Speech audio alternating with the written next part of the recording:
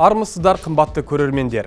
Әдеттегідей латын графикасына негізделген қазақ әліпбиін одан әрі қарай таныстырамыз. Кезекті шығарылымда 27-ші әріпке тоқталамыз. Ол В әрпі. Бұл тек латын алфавитінде қолданылатын таңба.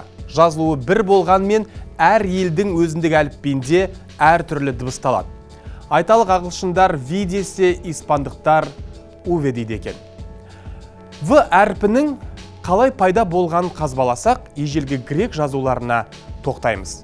Олар В әрпін алғашында эпсилон таңбасы ретінде белгілеген. Кейін римдіктер астыңғы таяқшасын алып тастайды. Содан бастап бізге таныс В әрпі ретінде бүгінгі күнге жетеді. Бұл әріп кейін W әрпінің шығуына да түрткі болған.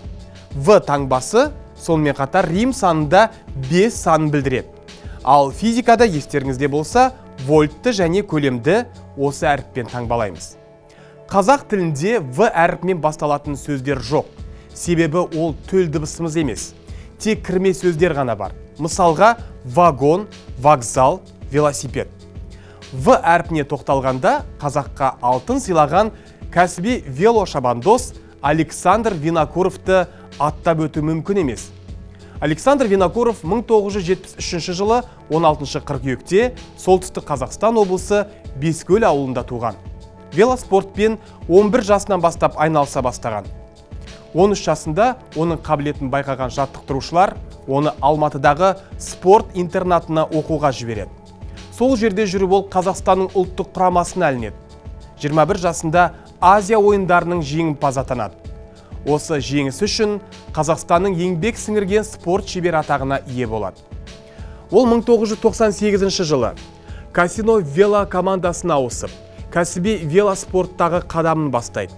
2003 жылы отандасы әрі досы Кивилев қайтыс болғаннан кейін Винокуров Париж-Ницца жарысында алғашқы орын алады. Бұл жарысын ол марқұм досына арнайды. Александр 2006 жылы атақты испандық Vuelta жарысында бірінші орын иеленеді.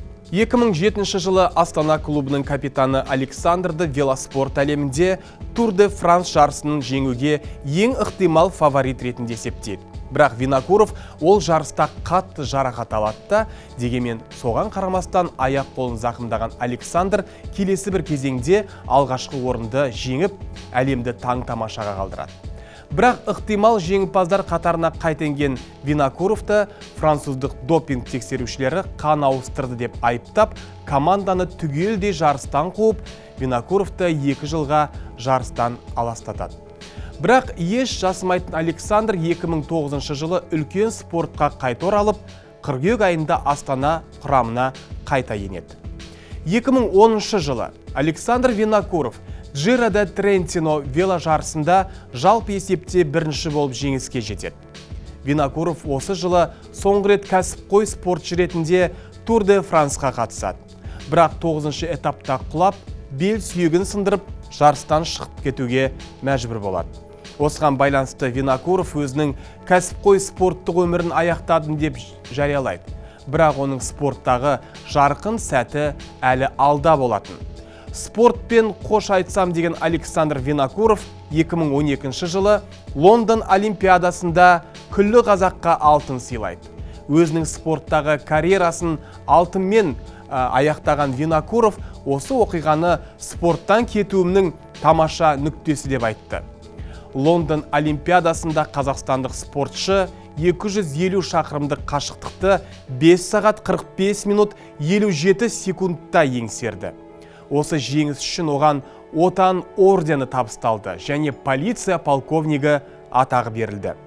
Винокуров кәсіби спорттағы жарыстарын аяқтаса да, спорттағы машығын тоқтатқан жоқ. Ол өткен жылы триатлон бойынша өткен Ironman чемпионатында 45-49 жас аралығындағы спортшылар арасында әлем чемпион атанды. Александр Винокуров өз жетістігі туралы 2 кітап жазып, жарыққа шығарды. Петропавлда спортшының атымен аталатын спорт сарайы бар. Ол 2015 жылы қазанда ашылған. Міне қымбатты көрермендер, біз бүгін фамилиясы В әрпінен басталатын велошабандос Александр Винокуров туралы айттық. Осымен бүгінгі біздің бағдарламамыз аяқталды. Эфирде келесі кездескенше аман сау болыңыздар.